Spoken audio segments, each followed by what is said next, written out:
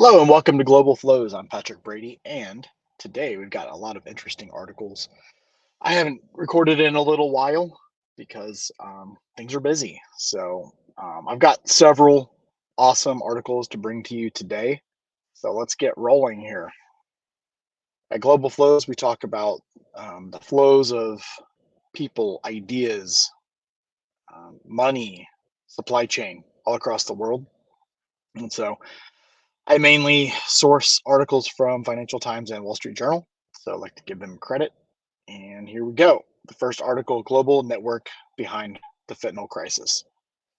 This is a fascinating layout with lots of great imagery for how the supply chain of fentanyl um, goes around the world. So, from China, which is the um, basis and source for the materials supply chain, according to federal indictment and FT reporting last year, the drug killed more than 70,000 people in the US and obviously ruined a lot of families and needs to be addressed. And a lot of the talking points are that because the borders are so open in the South, that supply chain of these products, these drugs, these killers coming through. And, other drugs that people use can be laced with this stuff and cause lots of harm, if not death. This article is very interesting. This woman is highlighted with her family and her son who died with fentanyl. Um, U.S. is trying to crack down on fentanyl and targeting Chinese chemical companies. Um, the article goes on to say, check this out: overdose deaths involving selected drugs in the U.S. Meth, cocaine, heroin down here, fentanyl up here. Obviously, it's super tragic. Fatal dose could be less than a pencil. Only 2 milligrams of fentanyl can be lethal. Yep. So here's the origin in China, Hubei province, Wuhan. We all know Wuhan from potentially the origins of COVID, or likely. So a lot of chemical and biological labs in Wuhan. Some of the best universities in China are in Wuhan. I've been there several times. And then cooked in Mexico in these areas here, and then brought over the border. So this is a really good article, and then cracking down the cartels that move the product. So fascinating, tragic. Good job here by the Financial Times. Also, Financial Times. This I thought was really fascinating. This is global investing in the U.S. and this is Financial Times and Nikkei Investing in America. Lots of really cool articles that go on down here. I've highlighted a few of them because I am in the state of Texas, so the ones in Texas I'm particularly interested in. But this is the 91 cities featured in the Investing in America report. Number one is Houston. Very interesting because not because that's my hometown, but it's my hometown area. Um, I thought this was fascinating, and I'll go on to the article here. But you've been hearing a lot about Houston in the news and how it's potentially a powerhouse of the future. It's really well positioned with our increased trade with Mexico. It's a it's a location on the Gulf of Mexico. The opening of the Panama Canal, a lot of containers come into Houston, and we'll go on to look at the details. But I thought interesting the rest of the top 10. There's number one. Number two is over here in Pittsburgh. Amazing, right? Who would have thought that? I looked at down here in Texas, Austin, Texas, where I'm currently living. Um, San Antonio is number 54, but Austin's number 7. You got DFW, Dallas is 5. I don't know. Irving. You got a lot of like this cluster of cities here. DFW area is off the charts. Miami here number 6, Charlotte number 8, and Greensboro, North Carolina, which is so interesting because that's where I fly into to go to our High Point show right there, and then Seattle up here on the top northwest. It's not somehow highlighting Jersey. Okay. I encourage you to go and check out some of these articles. Here's the one on Houston. Just a couple of high points here. Houston transformation into an international hub for growing number of multinationals. Used to be really primarily oil, obviously. It's become a green hub for green energy innovation by building on its hydrocarbon past. So, a couple highlights here from the article. I won't go through the entire thing, but Japan is betting big in the US and Texas. We'll go on to that one here, but here are a couple highlights. Um, it's an energy capital of the world, um, international hub for growing number of multinationals, pro business, cost of living is good, technical expertise in energy, manufacturing, engineering, trading markets, and complex industrial project. Um, it's a massive city and with massive areas to grow. So you've got several rings around the city. You've got the Loop, and then you've got the Beltway, and then you've got 99, which isn't. It's kind of concentric circles around the city. Um, technical expertise, robust energy infrastructure, healthcare. Obviously, MD Anderson, a huge cancer treatment facility in Houston. Population growth and inexpensive labor and aerospace. So, very fascinating. Rooting on for Houston. I love the city and I love all the sports teams there.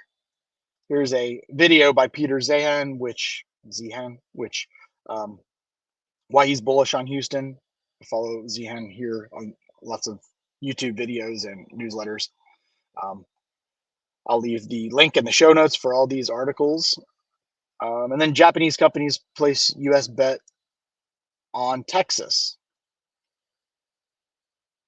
Japanese investment in U.S. The largest foreign investor in the U.S. $768 billion in 2021.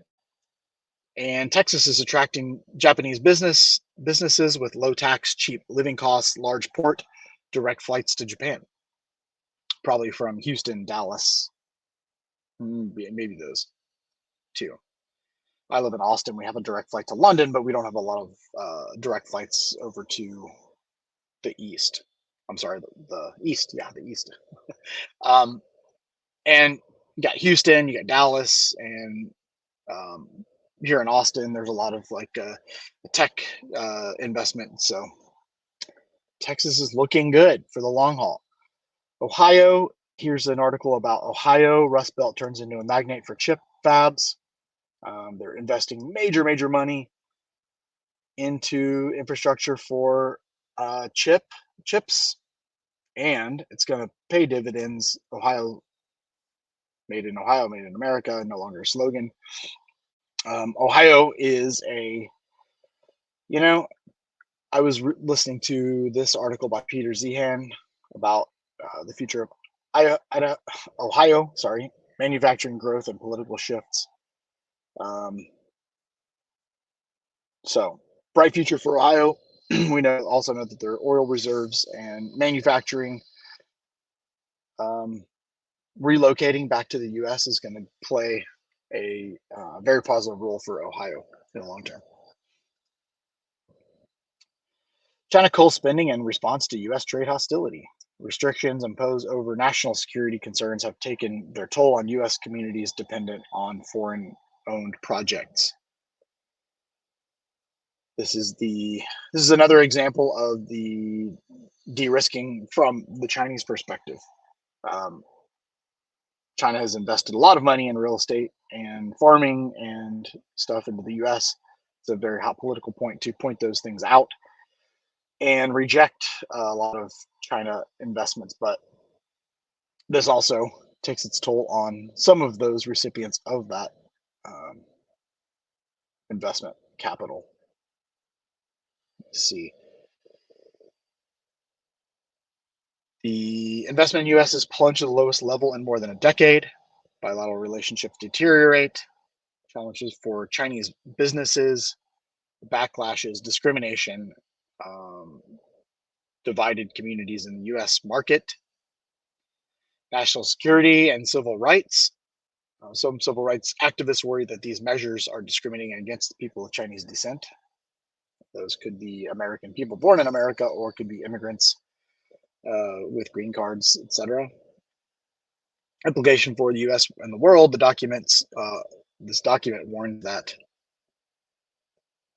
isolating Chinese investment could have adverse consequences for U.S. and global trade. Remains to be seen. Next article is something, I always really like to look at the kind of social fabric of what's happening in China. It's super fascinating. I love um, trends and what are people talking about, thinking about. And there's so many really cool Chinese characters involving current events, and Chinese language is so creative. I really, really love it. But this is interesting. China has an idea for its legions of unemployed youth. Send them away. Communist Party seeks to deploy hundreds of thousands of rural communities, aiming to keep young people busy while city jobs are scarce. One of the past podcasts that I made was about hostels in cities where young people live on a shoestring and really look to try to find jobs in the city. Most of the Chinese young guys who grow up and they go to college, they have dreams of and aspirations of living in urban areas and making great salaries. They saw that as such a trend, like increasing salaries and lots of success in past decades. And right now they're hitting a little bit of a lull. So what is the government going to do to keep people content and employed? And here's one thing that they're doing: send them to the countryside and rural communities. Um, China's rural work push. Chinese government is trying to lure young people to the countryside. Youth unemployment and rural problems. The initiative is motivated by the high unemployment uh, the youth unemployment rate in urban areas. Volunteer programs and incentives. The government offers various programs for college graduates to volunteer in rural areas for 2 or 3 years. Benefits, stipends, housing, food, preferential treatment for civil service exams and state jobs. So, by trying to lure youth, there are a lot of incentives. Echoes of the Mao era. This okay. Maybe there are a lot of similarities between the era now under Xi and the Mao era. Sending young people to the countryside has roots in the party's history, especially when Cultural Revolution, when Xi Jinping and millions of others were sent down by force. Um, so, how did the youth feel about this? The article goes on to say, here we are. Life is dull here. There are lots of expectations and aspirations. Here's some volunteers helping farmers sell grapes via live stream. That's interesting. And Youth Hub. I have seen so many of these rural towns all over China. I have been to, I think, probably at least 75% of the provinces in China. And these photos really take me back. Cave dwelling where he lived as a teen. Interesting. Don't know where that is exactly. There's a train station. I mean, so much of China is like this. You could just basically transplant one photo and it could represent a million different little cities around China. Here they are, countryside. Okay, fantastic. Two more articles. US consultancy Gallup withdrawals from China. This represents a trend of US companies, especially Gallup, who is like an information type company, pulling back from China because, frankly, they cannot operate in the way that they want with transparency. And finally, fascinating article: the workers who make your clothes want higher pay. Who should pony up? Okay, this was specifically in Bangladesh. And here are the key points. Garment workers protest, workers in Bangladesh who make clothes for Western brands demanding higher pay. Western brands dilemma. H&M, Gap, Zara say they support higher wages for workers, but they are reluctant to pay more for the clothes they order. Wow, isn't that shocking?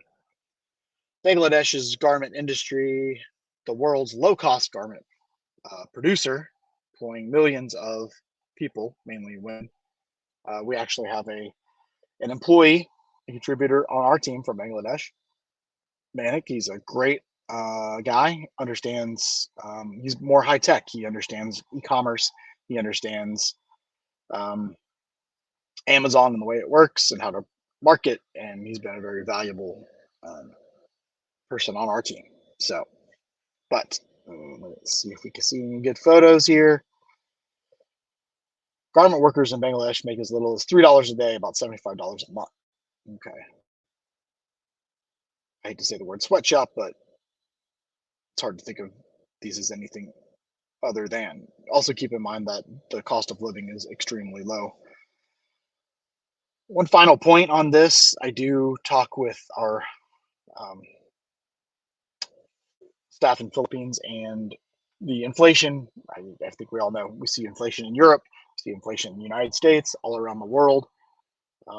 Inflation is not a localized thing; it is a worldwide thing. We hope and pray that um, you know the staples of life will be able to continue to support worldwide um, countries and localities. So, anyhow, thank you for your time. This is Patrick Brady signing off. I'll have more articles for you soon. I'm going to implement some interviews also into this podcast. Subscribe, and I'll have lots of links in this YouTube video. Take care.